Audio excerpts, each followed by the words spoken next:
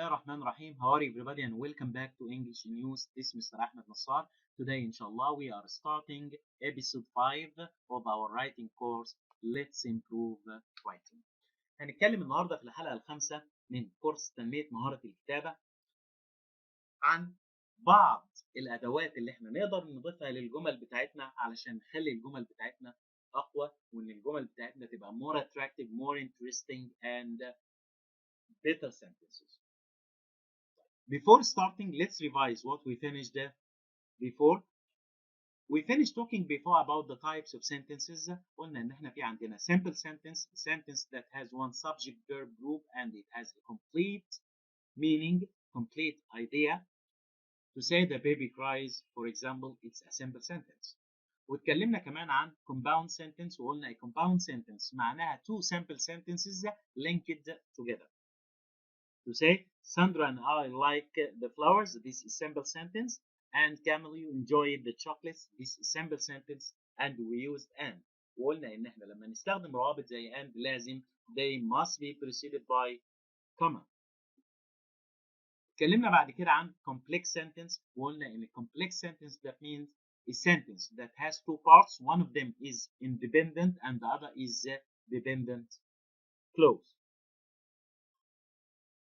Today, inshallah, we are going to learn together how to add more information to our sentences and how to make good and correct sentences.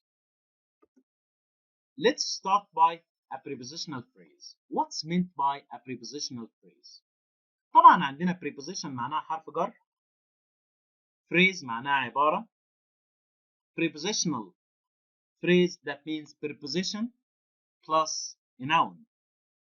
We use prepositional phrases to talk about location and time. بنستخدم العبارات المسبوقة بحرف الجر علشان نعبر بيها عن المكان أو الزمان. إزاي نقدر نضيف مكان وزمان للجمل بتاعتنا؟ For example, we can add in Saudi Arabia, at night. Most of the prepositional phrases of time and location can go at the beginning or at the end of the sentence. نقدر نستخدمها في البداية أو في النهاية. نقدر نقول هنا there was a heavy rain in Egypt.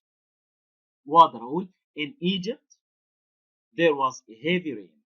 ولكن be careful. If we started by a prepositional phrase, it must be followed by a comma.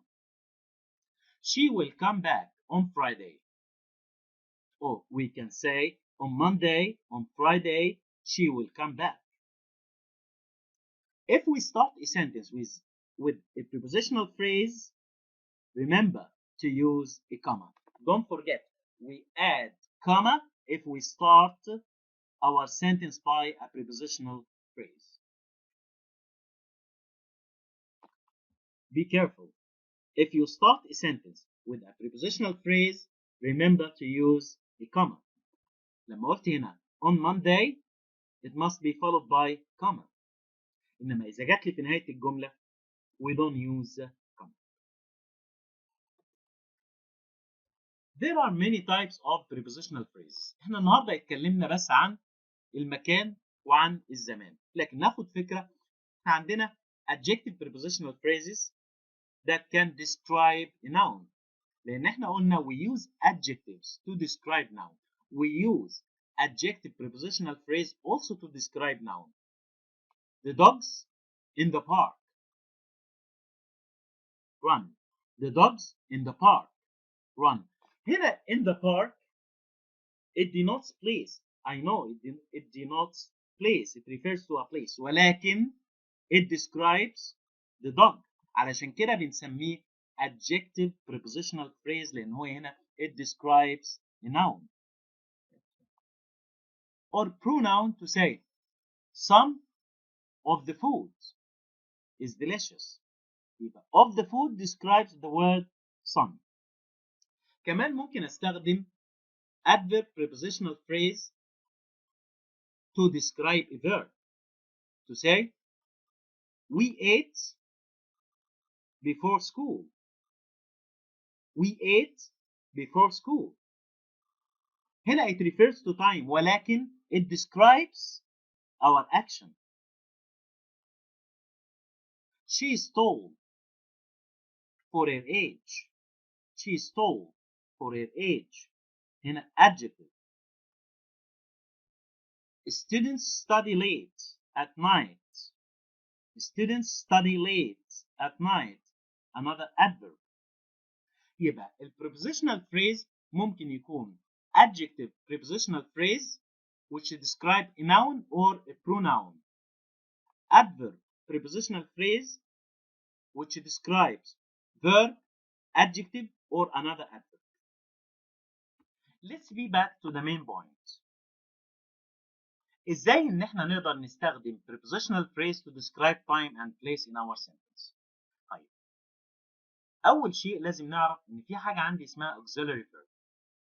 Auxiliary verb is a helping verb like am, is, are, was, were.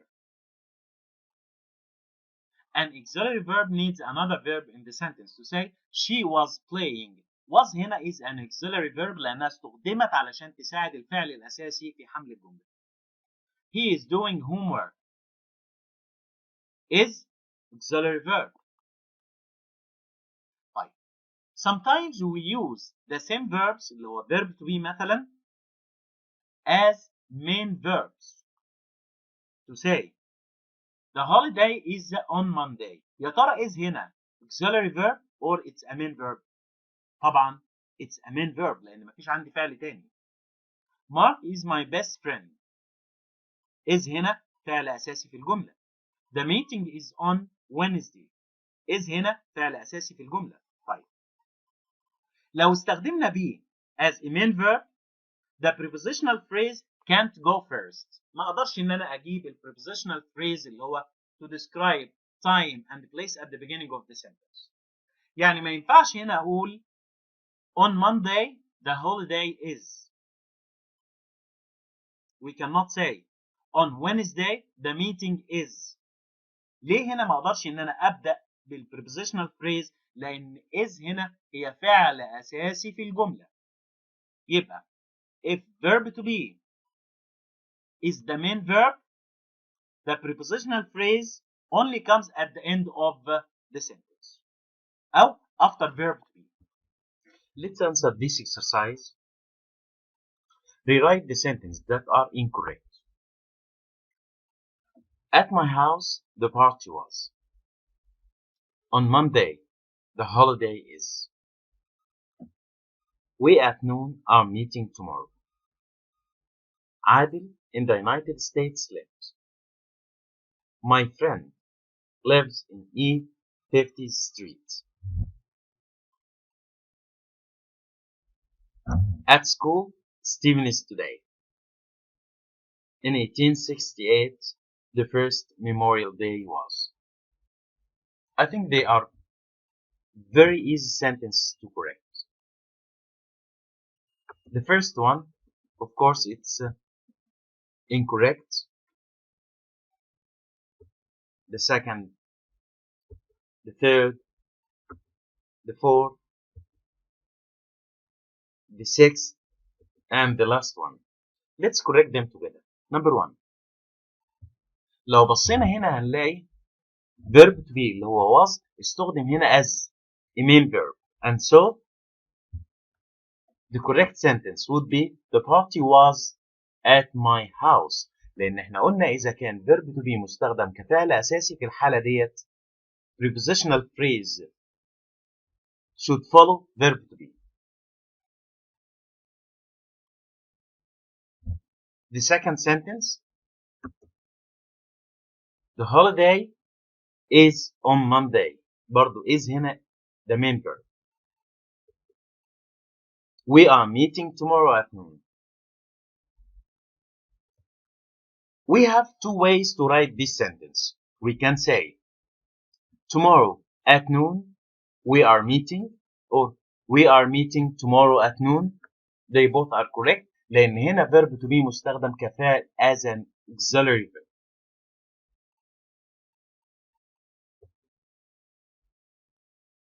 عادل in the United States lives. طبعا عادل lives in the United States. Okay, let's move to another exercise. Make sentences. Write the words in the correct order. Don't forget to add a period. Number 1. Ended on November 11th, 1918, World War First.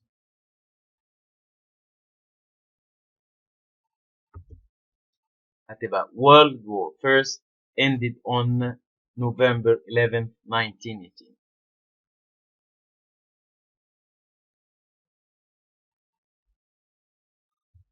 Okay, this is your turn now. Read the other sentences and try to write the correct ones.